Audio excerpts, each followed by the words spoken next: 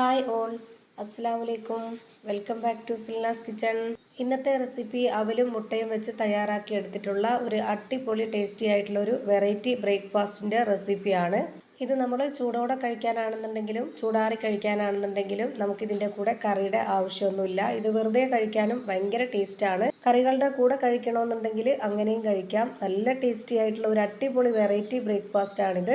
അപ്പോൾ നമ്മുടെ ഈ ഒരു റെസിപ്പിയിലോട്ട് കിടക്കുന്നതിന് മുമ്പായി സിൽനാസ് കിച്ചൺ ചാനൽ ആദ്യമായിട്ടാണ് കാണുന്നതെങ്കിൽ പ്ലീസ് ഒന്ന് സബ്സ്ക്രൈബ് ചെയ്തേക്കണേ. ഒപ്പം തന്നെ ഈ വീഡിയോസ് നിങ്ങൾക്ക് ഇഷ്ടപ്പെടുകയാണെങ്കിൽ ഒരു ലൈക്ക് ചെയ്യാനും മറക്കരുത്. ഇനി നമുക്ക് റെസിപ്പിയിലോട്ട് കടക്കാം. അപ്പോൾ ഈ ഒരു റെസിപ്പി തയ്യാറാക്കാനായിട്ട് ഞാനിവിടെ ആദ്യം തന്നെ ഒരു മിക്സിയുടെ ജാർ എടുത്തിട്ടുണ്ട്. ഇതിലേക്ക് 250 ml കപ്പിൻ്റെ അളവിൽ 2 കപ്പ് അവലാണ് ഇട്ട് കൊടുക്കുന്നത്. ആദ്യമേ തന്നെ ഈ ഒരു അവല് നന്നായിട്ടൊന്ന് പൊടിച്ചെടുക്കണം. പൊടിച്ചെടുത്തതിന് ശേഷം നമുക്കിത് അരയ്ക്കാനുള്ളതാണ്. അപ്പോൾ ഈ ഒരു മിക്സിയുടെ ജാറിൽ തന്നെ ഞാനിത് നല്ലപോലെ പൊടിച്ചെടുക്കുകയാണ്. എന്നിട്ട് ഇതിൽ തന്നെ അരയ്ക്കാൻ വേണ്ടിയാണ് വലിയൊരു മിക്സിയുടെ ജാറ് എടുത്തിട്ടുള്ളത്. ഞാനിപ്പോൾ ഇതിലേക്ക് 2 കപ്പ് അവലും ഇട്ട് കൊടുത്തിട്ടുണ്ട്. ഇനി ഇത് നന്നായിട്ടൊന്ന് പൊടിച്ചെടുക്കാം. ഇപ്പോൾ ഇത് നല്ലപോലെ പൊടിച്ചെടുത്തിട്ടുണ്ട്. ഇനി ഞാനൊരു സ്പൂൺ കൊണ്ട് കോരി കാണിച്ചു തരാം. പൊടിച്ചെടുത്ത അവല് ഇതാ ഈ ഒരു പരുവത്തിലാണ് കിട്ടിയിട്ടുള്ളത്. ഇനി നമുക്ക് ഇതിലേക്ക് മുട്ട പൊട്ടിച്ചൊഴിച്ചു കൊടുക്കാനുണ്ട്. അപ്പോൾ ഞാൻ 2 കപ്പ് അവലിന് വേണ്ടി എടുത്തിട്ടുള്ളത് 2 മുട്ടയാണ്. 250 ml കപ്പിൻ്റെ അളവിന് 2 കപ്പ് അവലിന് വേണ്ടിയാണ് ഇതുപോലെ 2 കോഴിമുട്ട എടുത്തിട്ടുള്ളത്. എത്രയാണോ അവലെടുക്കുന്നത് അതിനനുസരിച്ച് മുട്ടയുടെ എണ്ണവും കൂട്ടിയെടുക്കണം. എന്നാലാണ് നമ്മൾ ഉദ്ദേശിച്ച ആ ഒരു പരുവത്തിൽ ഈ ഒരു പലഹാരം കിട്ടുള്ളൂ. ഇനി ഞാനിതിലേക്ക് ഒഴിച്ചു കൊടുക്കുന്നത് 250 ml കപ്പിൻ്റെ അളവിൽ 1 കപ്പ് വെള്ളമാണ്. വെള്ളം ഒഴിച്ചു കൊടുത്ത ഉടനെ തന്നെ ഒരു സ്പൂൺ കൊണ്ട് ഈ ഒരു മിക്സ് നന്നായിട്ട് ഇളക്കി കൊടുക്കണം. ഇല്ലെങ്കിൽ മിക്സിയുടെ ജാറിൽ ബ്ലേഡിലൊക്കെ ആയിട്ട് ഈ പൊടിയും വെള്ളവും ഒട്ടിപ്പിടിച്ചിരിക്കുമ്പോൾ അരക്കാനായിട്ട് ബുദ്ധിമുട്ട് വരും. അപ്പോൾ അതൊന്ന് എളുപ്പമാക്കി കൊടുക്കാൻ വേണ്ടിയിട്ട് ഇതുപോലെ ഒന്ന് ഇളക്കി കൊടുക്കുക.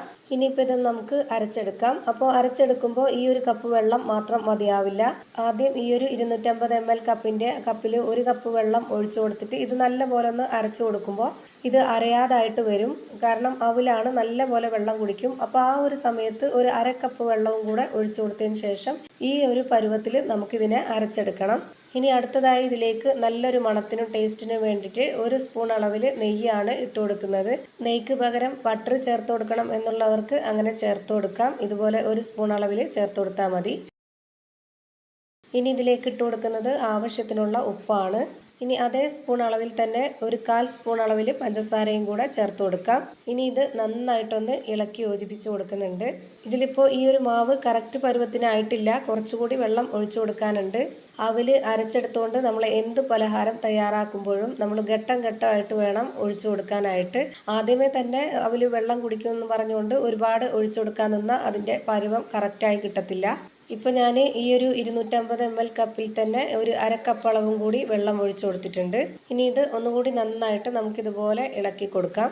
അപ്പോൾ ഇതുവരേക്കും ഈ ഒരു അവലിന് വേണ്ടി നമ്മൾ ഒഴിച്ചു കൊടുത്തിട്ടുള്ള വെള്ളത്തിൻ്റെ അളവ് ആദ്യം നമ്മൾ അവല് പൊടിച്ചെടുത്ത പാടെ തന്നെ അരച്ചെടുക്കാൻ വേണ്ടി 250 ml കപ്പിൻ്റെ അളവിൽ 1 കപ്പ് വെള്ളം ഒഴിച്ചു. പിന്നെ അരച്ചുകൊണ്ടിരിക്കുമ്പോൾ ടൈറ്റ് ആയപ്പോൾ ഞാൻ ഒരു 1/2 കപ്പ് വെള്ളവും കൂടെ ഒഴിച്ചു കൊടുത്തു. 250 ml കപ്പിൻ്റെ അളവിന് 1/2 കപ്പ് വെള്ളമാണ് ഒഴിച്ചു കൊടുത്തത്. ഇപ്പോഴും കൂടെ ഈ ഒരു 250 ml കപ്പിൻ്റെ അളവിന് ഒരു 1/2 കപ്പ് വെള്ളവും കൂടെ ഒഴിച്ചു കൊടുത്ത് അപ്പോൾ കറക്റ്റായിട്ട് 2 കപ്പ് വെള്ളമാണ് ഞാൻ ഈ ഒരു 250 ml കപ്പിൻ്റെ അളവിന് ഒഴിച്ചു കൊടുത്തിട്ടുള്ളത്. അപ്പോൾ ഇതാണ് നമ്മുടെ മാവിൻ്റെ കറക്റ്റ് ഒരു പരുവം. ഇനി ഇത് ചുട്ടെടുക്കാനായിട്ട് ദോശ ചുടുന്ന ഒരു പാൻ സ്റ്റൗവിലേക്ക് വെച്ച് ഫ്ലെയിം ഓൺ ആക്കി കൊടുത്തിട്ടുണ്ട്. ഇതിലേക്ക് കുറച്ച് ഓയിലോ എണ്ണയോ നെയ്യോ എന്തെങ്കിലും ഒന്ന് സ്പ്രെഡ് ചെയ്ത് കൊടുക്കാം. എന്നിട്ട് ഇതിലേക്ക് ദോശ ചുടാനൊക്കെ എടുക്കുന്ന പോലെ ഇതുപോലെ ഒരു കയ്യിൽ മാവ് ഒഴിച്ചു കൊടുത്തിട്ട് ഇതുപോലെ നന്നായിട്ടൊന്ന് പരത്തി കൊടുക്കുക. ഇതുപോലെ പരത്തിയെടുക്കുമ്പോൾ ഈ മാവ് നല്ലപോലെ ഉരുളുന്നതായിട്ട് തോന്നും. അതൊന്നും പ്രശ്നമില്ല. എങ്ങനെ ആയാലും ഈ മാവ് ഇതുപോലെ നന്നായിട്ടൊന്ന് പരത്തി കൊടുക്കണം. ഞാനിപ്പോൾ ഇതാ സാധാരണ ദോശയ്ക്ക് വേണ്ടി പരത്തി കൊടുക്കുന്ന അതേപോലെ തന്നെ നല്ലപോലെ പരത്തി കൊടുത്തിട്ടുണ്ട്. ഇത് നമ്മൾ എങ്ങനെ പരത്തി കൊടുത്താലും എത്ര സ്മൂത്തായിട്ട് ഈ മാവിരുന്നാലും മുട്ടയും നെയ്യും ഉള്ളതുകൊണ്ട് നമുക്കിത് പാനിൽ നിന്ന് പെട്ടെന്ന് തന്നെ ഇളകി വരും.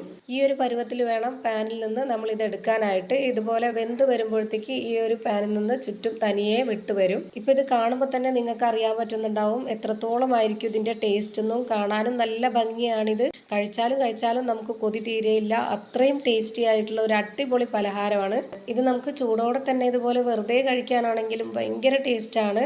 ചൂടാറിക്കഴിഞ്ഞാലും ഇത് ഭയങ്കര ടേസ്റ്റാണ്. നമുക്ക് ഏത് കറികളുടെ കൂടെ വേണമെങ്കിലും കഴിക്കാവുന്നതുമാണ്. അപ്പോൾ ദാ ഇതേപോലെ തന്നെ ഞാൻ എല്ലാ മാവിലും ചുട്ടെടുത്തിട്ടുണ്ട്. അപ്പോൾ ഇത്രയേ ഉള്ളൂ ഇന്നത്തെ വീഡിയോ. ഇഷ്ടമായാൽ ലൈക്ക് ചെയ്യാനും കമൻറ്റ് ചെയ്യാനും ഷെയർ ചെയ്യാനും മറക്കരുത്. അതുപോലെ തന്നെ ഞാനിടുന്ന പുതിയ പുതിയ വീഡിയോസ് നോട്ടിഫിക്കേഷനായിട്ട് കിട്ടുന്നതിന് വേണ്ടി സബ്സ്ക്രൈബ് ചെയ്ത് ബെല്ലൈക്കൺ അമർത്തി അതിൽ ഓൾ എന്ന ഓപ്ഷൻ എനേബിൾ ചെയ്ത് കൊടുക്കാനും മറക്കരുത്. പുതിയൊരു വീഡിയോയുമായി വീണ്ടും വരും. Thank you for watching.